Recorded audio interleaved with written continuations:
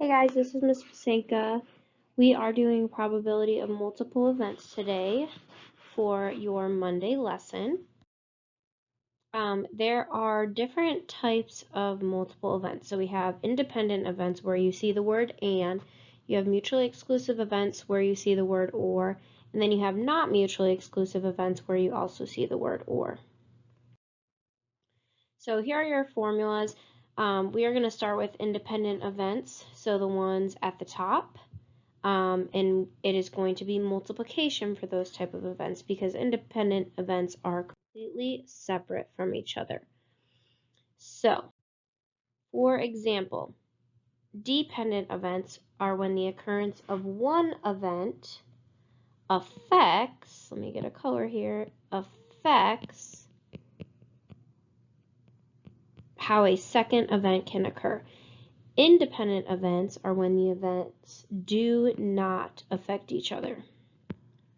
So, like, dependent events would be like, you came home late past your curfew, so you are going to be grounded for the next weekend. Independent events would be like, you go out driving and your mom's cooking dinner. They're totally two different events that don't have to do with anything. Or you take your dog for a walk and your friend is talking on the phone. Those two things have nothing to do with each other, and they are independent events. So, we're going to go through these. Are the outcomes of each trial dependent or independent events? So for number one, roll a number cube, then spin a spinner. Those are two totally different things, right? A number cube is like a die, like what you would play in Yahtzee or in a dice game. Spinner is like what you'd use for the game of life, or maybe a different kind of game that you would play. So these two are independent events. For number two, pick one flashcard, then pick another from a stack of 30 flashcards. So you have a stack of 30 flashcards, you're taking one off, and then you're taking another. Those two would be dependent of each other because it depends on what card you pick for the first one, and then what the card you pick first makes a difference for your second card that you pick. For number three, you select a coin at random from your pocket, you replace the coin, and then select it again. So some of these you want to look at keywords. So like this, the word replace means that you are putting this coin back into your pocket. So you're picking whatever coin randomly for the first pick, and then since you put the coin back, these are independent events because your choice is not changing because you replace that coin. Number four, you are flipping a coin and then you're rolling a number cube. Again, it's a coin and a die. Those two are completely different, so they're independent events. Number five, you're choosing a marble from a bag.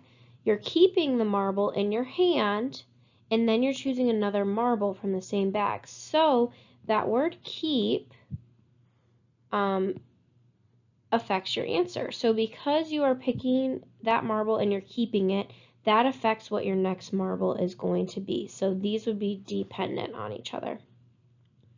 For number six, a number is chosen, then a letter of the alphabet is chosen. Numbers are completely different than letters, so they are independent events. Okay, so like I said, we're going to start with independent events, okay?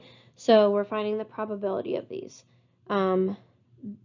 Independent events are the outcome of one event does not affect the outcome of another. So the probability of rolling a 4 and heads. So independent events will always have the word and here, okay? Now, rolling 4, okay, that means that we have a die here, or a number cube. So on a number cube, you have the numbers 1, 2, 3, 4, 5, and 6. And then heads, you either have tails on a coin or you have heads. Okay, so first of all, what is the probability of rolling a 4? Probability of rolling a 4, there's only one 4 in this group of 6 numbers. So the probability of you rolling a 4 on a number cube would be 1 out of 6. The probability of you flipping a coin and getting heads, there's only 2 types of sides to a coin, so your probability of rolling or flipping for heads would be 1 out of 2. So because we are trying to find the probability of rolling a 4 and getting heads, we would take 1 out of 6 times 1 over 2, and we would get 1 over 12. Now with probability, you can either leave it as a fraction, you can make that fraction a decimal, which this one would be 0.083, or you can make it a percent. And when we do percentage, we move that decimal place to the right 2 units, and we make it a percent. So you can have this answer, or this answer. 3 different types of answers when you're working with probability. All of those answers will be accepted and you will get it right if you have one of those 3 types of answers.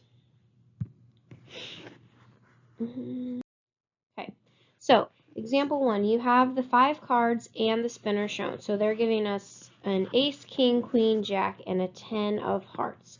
We are trying to find the probability of a queen and a 5 for the spinner. So for a queen, how many cards do I have here? I have 5 cards, right? 1, 2, 3, 4, 5. How many of those are a queen? Only one of those are a queen. That would be your Q. Then we're going to look at the spinner. Out of this whole spinner, right, only one of those numbers is 5. Whoops. Okay, and then there are 6 numbers there that I could potentially land my spinner on. Okay, and sorry, that's supposed to be a multiplication sign, but my screen is not letting me draw a circle for some reason. So to find this probability, again, it's multiplication. So when we multiply fractions, we're just going to multiply across. Okay, so 1 over 5 times 1 over 6 is 1 over 30. So again, you could do it in fraction form. And if we converted this to decimal, it would be 0.033 repeating. Now, you can just leave it like that, or you can make it your percent and move the percent 2 to the right. And here, you do not need to write that repeating sign above the 3 if you don't want to. I'm not going to mark it wrong whether you have it there or you don't, because technically, you don't have to round this 3 up since it's going to be a 3 after.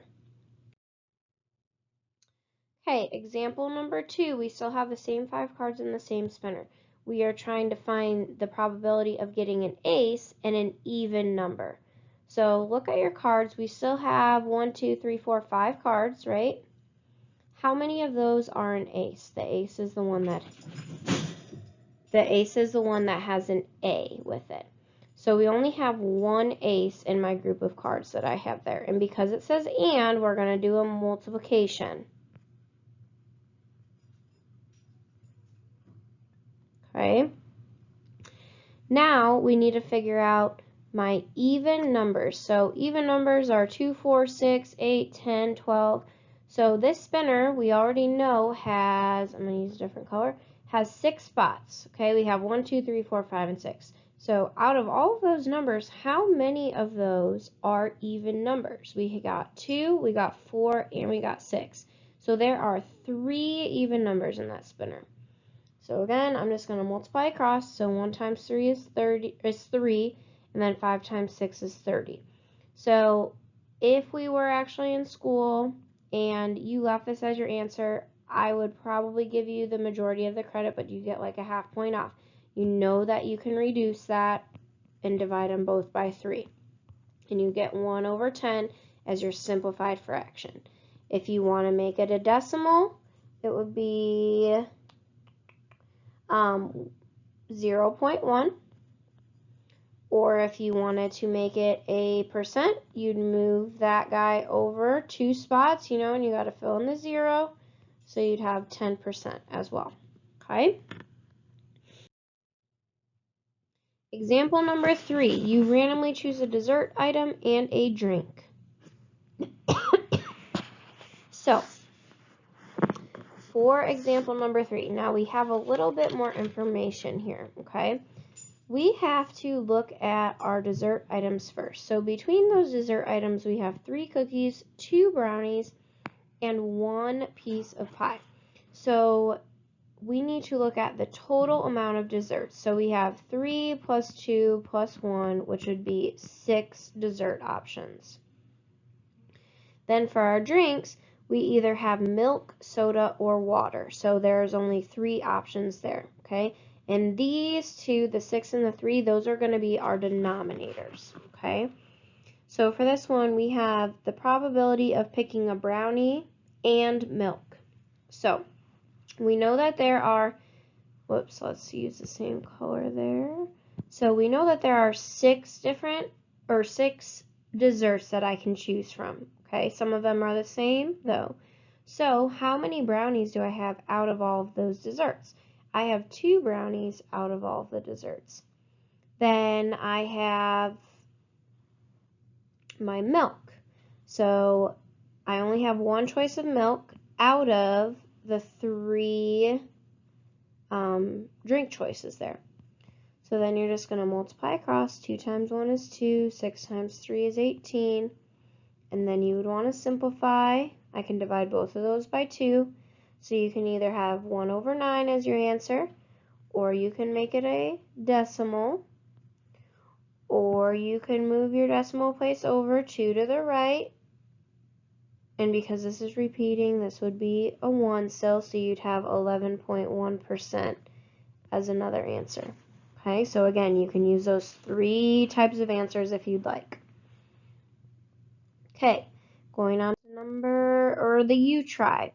So I will give you a second here to give this a try, or pause it and try it on your own, and then play it again. Okay, so hopefully you guys got your answers down.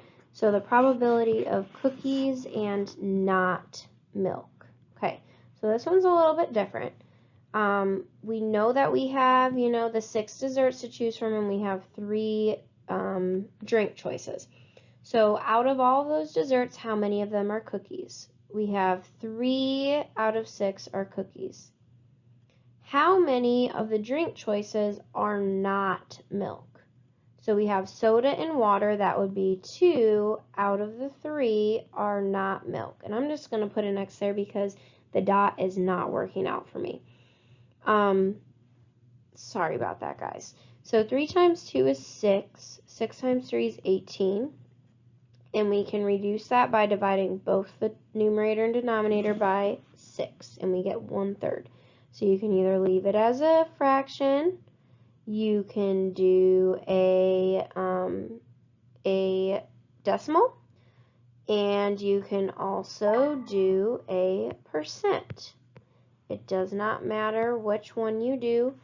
Personally, because you probably don't want to do the least amount of steps, you would probably just want to leave it as the reduced fraction.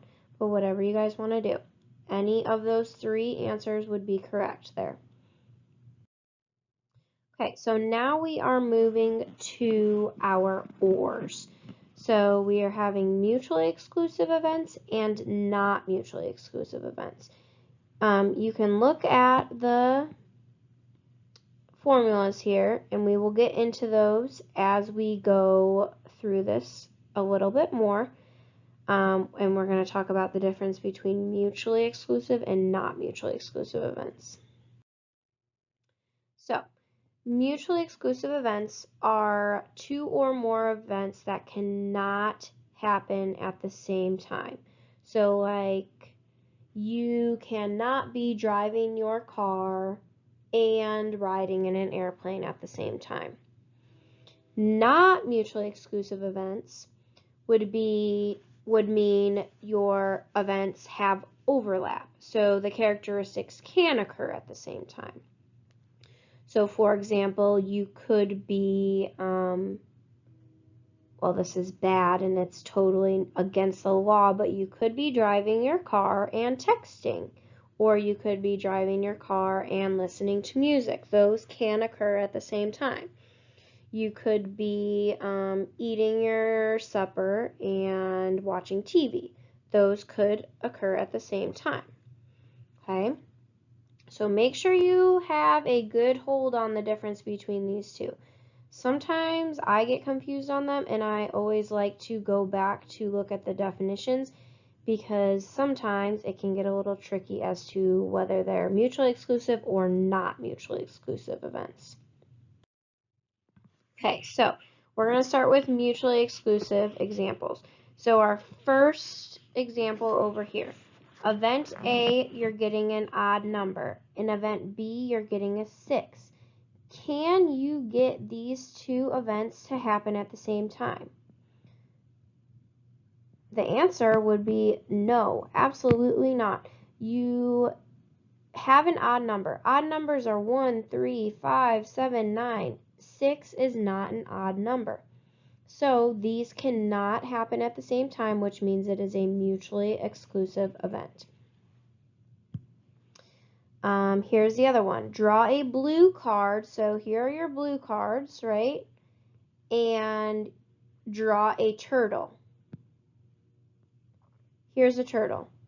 Does that lie within the blue cards? The answer is no. So these are mutually exclusive examples.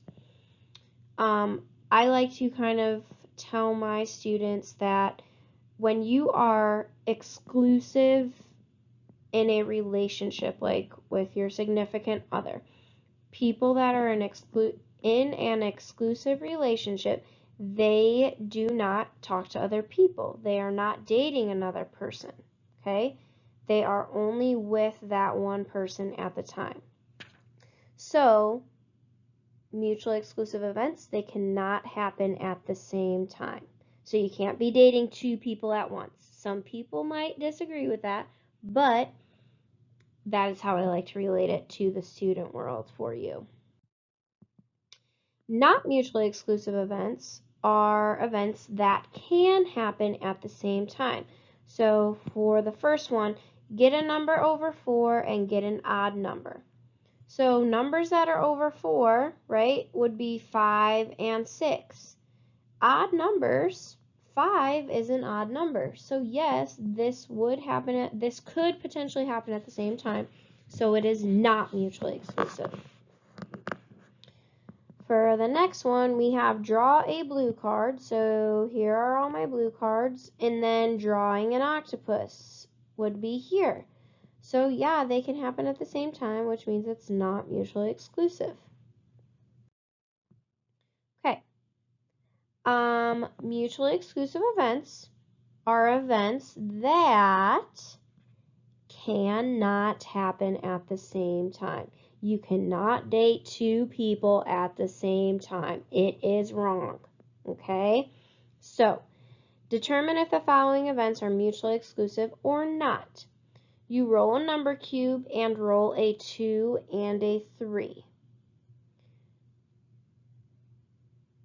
Can you roll a 2 and a 3 on a number cube at the same exact time? No, because you can only get one side of the number cube to show when you're rolling a dice.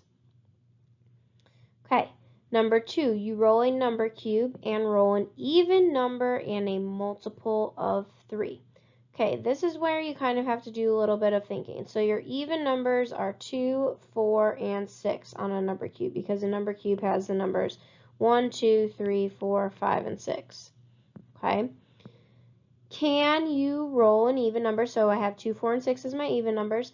Are any of those a multiple of 3?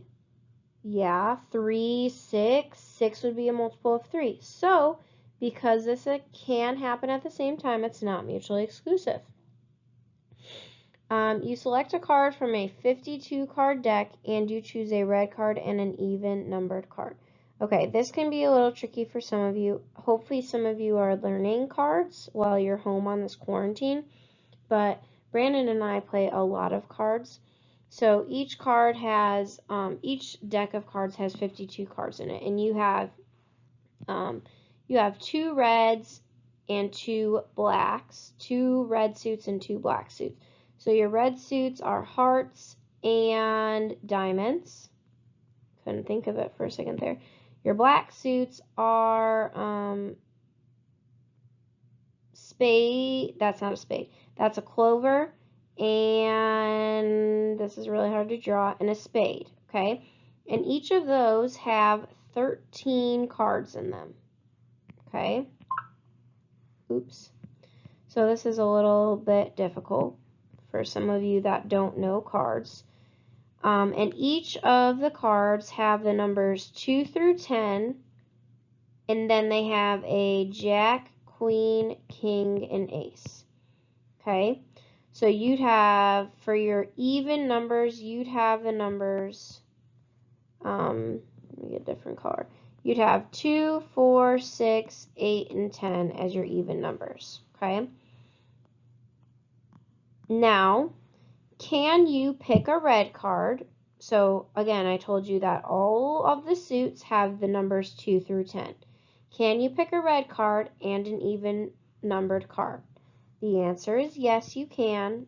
The red cards all have even numbers in them, so do the black cards. So it would be not mutually exclusive.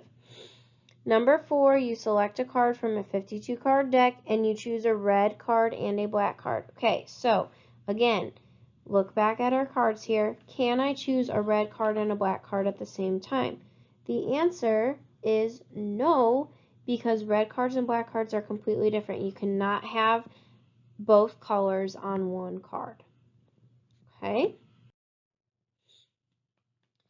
Alright, so if you have mutually exclusive events, which means they cannot occur at the same time, we are going to add the two probabilities together. Now this is a little bit different than the independent events. Okay, so the probability of drawing a blue card or a turtle, and notice how we have the word or here instead of and.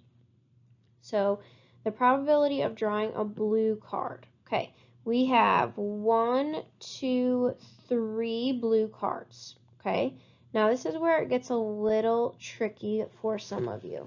How many cards do I have total in this group? I have 1 through 10, so I have 10 cards. Okay, and out of those 10 cards, 3 of them are blue. So that is my probability for my A event of drawing a blue card. So then I'm going to add the probability of drawing a turtle. And I only have 1 card that is a turtle. So 1 out of the 10 cards is a turtle. When I add these two together, you just add across. You do not mess with the denominator. 3 plus 1 would be 4 over 10. You can reduce that to 2 over 5. Or you can make it a decimal, which would be 0.4. Or you can make it a percentage, which would be 40%. Any of these 3 answers here will work for any of your teachers. Okay. So, example 1. Now this is where sorry my voice is boring, but you are practicing your artistic skills during the COVID-19 quarantine situation. You have an art case with 7 charcoal pencils, 4 watercolor pencils, 12 colored pencils, and 2 mechanical pencils. Before lunch, you randomly pull a pencil out of the case and draw a picture. You put it back and go eat lunch. After lunch, you randomly pull out another pencil and draw another picture. Okay, so they are asking, what is the probability that you grab a charcoal pencil before lunch or a colored pencil after lunch? Okay, so the first thing that I have to do here is figure out how many pencils do I actually have. And I hope this, I hope this adds it up. Okay, so we're doing the probability of charcoal or colored. And you need to know how many total pencils are in the case. So I'm adding the 7 charcoal, the 4 watercolor, the 12 colored, and the 2 mechanical, and I get 25 pencils. Okay, so this is my total amount of pencils, which I'm going to need to use for my denominator here.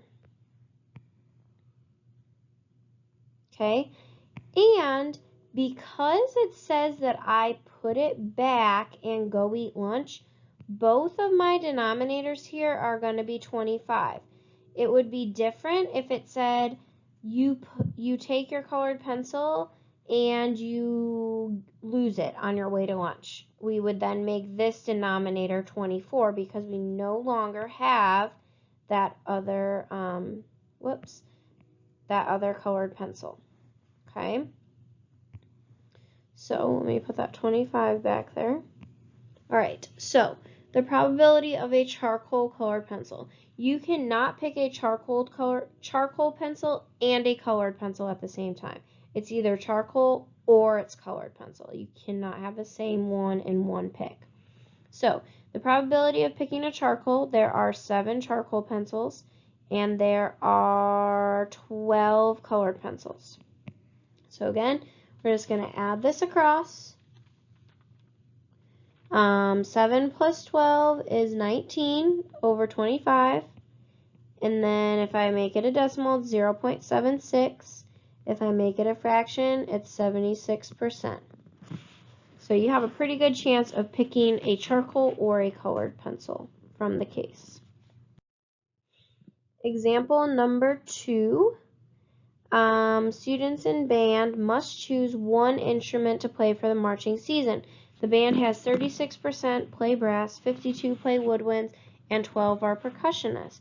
If one player is chosen randomly, what is the probability that they play a woodwind instrument or percussion? So it's asking us for the probability of woodwind or percussion. Now this is a little bit different because all of our values are already in percents, okay? Now, percents are just like, so if I have the 36%, that can be written as 36 over 100. So this is going to look a little different than the one that we just did because all we have to do is add and we don't have to deal with fractions. So the percentage that plays woodwinds would be 52%. The percentage that plays percussion is 12%. So we're just going to add these two together and get our answer because they're either playing woodwinds or percussion. So 52 plus 12 would be 64%, and you can, leave it like that, or you can write it in decimal form, or you can write it, in fraction form, which in your calculators you could just hit the the arrow button over, which would give you 16 over 25. If you want to look at it in a different way, so 52% can also be written as 52 over 100. 12% can also be written as 12 over 100. You'd add those two together, you get 64 over 100. And that would then reduce to, because you can divide both of those by 4, 16 over 25. So either way you do that, it's perfectly fine. You'll still get the same answer. Okay. All right. So if A and B are not mutually exclusive events. So this is where you guys probably get the most confused and it gets the most complicated. But as long as you can understand that there will be overlap because they can occur at the same time, you will be fine. So, the probability of drawing a blue card or an octopus. So, first of all, we know there's 10 cards. We already did this a couple slides ago. How many of those are blue cards? So, 3 out of the 10 are blue cards. How many octopi do I have in this set of cards? I only have 1. 1 out of the 10 are octopus. Okay. Now, this is not always going to happen, but what is the overlap between the two? You have 1 out of those 10 cards, that octopus, that is both blue. Well, it's an octopus and it's a blue card. That's your overlap that you're going to subtract. Okay. Now, this here is not always going to happen.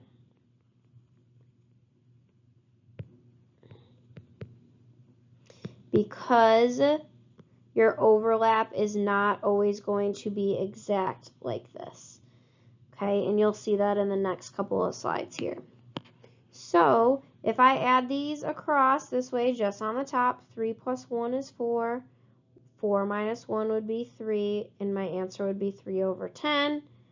Or, you could do 0.3 or 30%. Okay? It will be a little bit better on our next example here because you'll actually see the overlap a little better.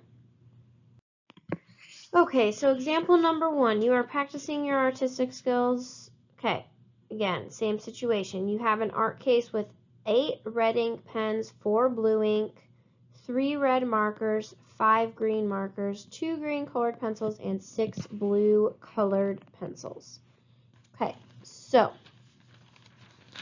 we want to figure out, first of all, how many items do I have to draw with? So I have, let's see if this pulls it up for me.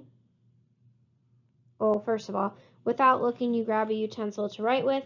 What is the probability that you grab a marker or something that colors green? Okay, so probability of marker or green. So again, we need to add up the total amount of utensils or writing utensils in a case. So we have 8 red ink pens, 4 blue ink pens, 3 red markers, 5 green markers, 2 green colored pencils, and 6 blue colored pencils, and that is 28. So the probability of picking a marker. Okay, now this is where it gets a little tricky because you need to look at all things here. So my markers are, I have 3 red and 5 green markers. So 3 plus 5, right, for my markers, that would mean that I have 8 out of the 28 are markers. And I'm going to add my green utensils. So my green would be, I have 5 green markers to write with, and I have 2 green colored pencils. So 5 plus 2 would be 7 over 28. Now, if you look at, where my circles overlapped here, there is overlap because obviously you can pick a utensil that is both a marker and green. So we are looking for the things that are both a marker and are green, which would be our 5 green markers here. So that is our overlap. You're going to subtract that. And then we're going to add and subtract across. So 8 plus 7 is 15. 15 minus 5 is 10 over 28, which reduces to 5 over 14. If you do it in decimal form, it's 0.357. If you do it in percentage form, it's 35.7%. Okay, so again, you're just looking for the overlap. So notice how this one, your overlap was 5. It did not match this number here. Okay, so like I said, with that first example that we did, with the cards, it's not always going to be the same exact number for the second and third slot. Example number 2, students may sign up for any foreign language class in which they are interested. In a class of 100 students, 49 are taking Spanish, 30 are taking French, 33 are taking German. Of those students, there are 6 students taking both Spanish and German, and there are 5 students taking both Spanish and French. 1 student is taking both French and German, and nobody is taking all 3 foreign languages. So there is a lot of information in there, okay? So let's figure out what they want. So they want to figure out they want us to figure out the probability of Spanish or German. Okay, so out of all of these students here, how many kids are taking Spanish? There are 49 out of the 100 taking Spanish.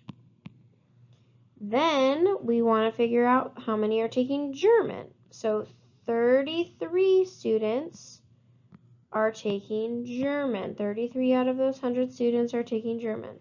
Okay. Then this is where we get a little tricky, okay? The overlap. So the students that are taking both Spanish and German, which would be 6 students. So we're going to subtract that, and then we're going to add and subtract across. So 49 plus 33 would be, that would be 82. And 82 minus 6 would be 76 over 100, which can reduce to 19 over 25, or you can write it as a decimal, or you can write it as a percent. Again, all 3 of these options will work for your answer. Okay, so here are my probability formulas again. So you have to figure out what kind of event this is. Is it independent? Is it mutually exclusive? Or is it not mutually exclusive? Okay. Sometimes we will give you that in the directions. Sometimes you have to figure it out yourself. Okay. So make sure you're reading directions and looking at what the question is actually asking. Okay. So we're going to do couple questions here with some extra practice. So you have a platter with 10 items on it. Without looking, you randomly choose one. So it's asking me the probability of the circle or blue. So because it says or, that means it's going to be mutually exclusive or not mutually exclusive. Now looking at this whole plate here, could you pick a item that is both a circle and blue? The answer is yes. So this would be not, and I'm just going to abbreviate it, not mutually exclusive. So we are going to have to subtract the overlap, okay? So first of all, we have 10 items. How many of those items are circles? I have 1, I got 2, I got 3, 4, and 5 that are circles. Then I'm going to add how many of those are blue. So I have 1, 2, and 3 of them. Oh, and 4 are blue. I got a step ahead of myself. Okay, now look at the overlap between what I circled there on the platter. So I have 1, 2, 3 items that are both a circle and a blue. So that's my overlap. So 5 plus 4 is 9. 9 minus 3 would be 6 over 10. And you can reduce that to 3 over 5 if you'd like. For a decimal, it would be 0.6. For a percentage, it'd be 60%. Okay. Whoops, I guess all of that was there. I'm sorry. Next time I'll click on it. Okay. Practice number 2, you roll a die and then draw a card from this set. What's the probability that you roll a 5 and you draw an even number? So, we need to think about which formula to use. So you have 2 separate events here. You have a die and you have cards. Those are independent events, so we are going to use an and it also says and here. Sometimes that can help you as well. So we're going to use multiplication. Whenever you see the and, it's the multiplication. So again, think about your number cube. You have 6 sides to it. So if it's asking you to roll a 5, you can only roll 1 5 out of those 6 sides. I'm going to put my X there because it doesn't like me making a dot. And then drawing an even number from this specific set. So your even numbers would be 4, 4, 6, and 8. Now, how many cards do I have there, though? I got 1, 2, 3, 4, 5, 6, 7, and 8 cards. Okay, so out of those 8 cards, I circled 4 of them. So when I multiply then, you're just going to multiply across or put it in your calculator, however you want to do it, or put it on your Wabbit or your Desmos. 1 times 4 would be 4, 6 times 8 is 48. And then you're going to reduce it to 1/12. You can leave it like that as your answer. or you can put it as a decimal, or you can put it as a percent. Whoops, it's bad.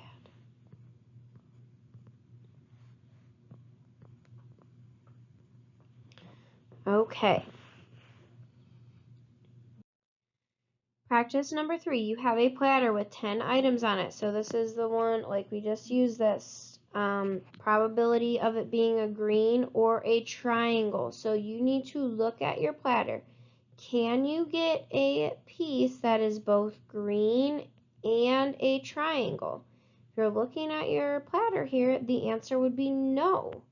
So these are mutually exclusive events, which means that they cannot happen at the same time. So we're just going to add the probability of picking a green and the probability of picking a triangle. So looking at all of our pieces here, we only have 1 out of 10 items that's green. We have 1, 2, 3 triangles out of the 10. So your probability is 4 out of 10, or 2 out of 5, or 0.4, or 40%, however you want to write that. And I think we have one more slide left here. So just for fun, suppose you have 5 books in your bag, 3